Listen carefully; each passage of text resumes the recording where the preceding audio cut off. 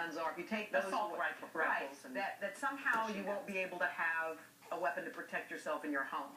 I don't really get that. Oh, it's a huge debate. I mean, I believe in our Constitution. I'm a huge constitutionalist, and I really believe everybody should have the right to bear arms. Sure. But when those laws were written, there were, it was one bullet you had to redo. And we could never have foreseen Uzi machine guns in the hands of crazy people that want to massacre your children. Right. So I'm very much for the strict background checks. I hope that they could actually work. I know it's going to add to the price because they can't do the background checks now. And I'm all for enforcing laws we already have on the books before we start writing a million more laws.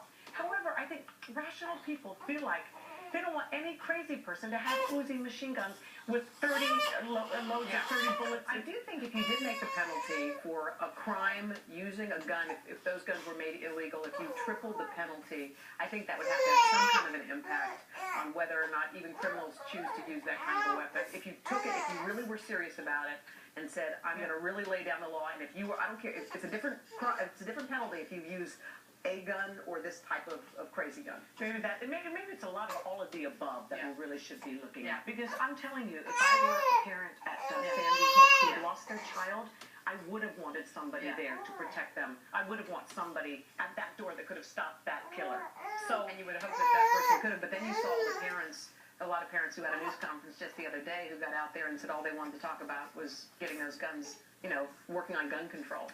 I think as you say, has to be a balanced approach, and everybody's rights need to be preserved. We've got to also remember there's a huge amount of money to be made in ammunition and in arms and it's magazines and all that stuff. Huge. So basically, at the end of the day, it's all about money. It's just they want to make it a constitutional thing, but there's a way to live within our Constitution and protect each one of our values and our rights.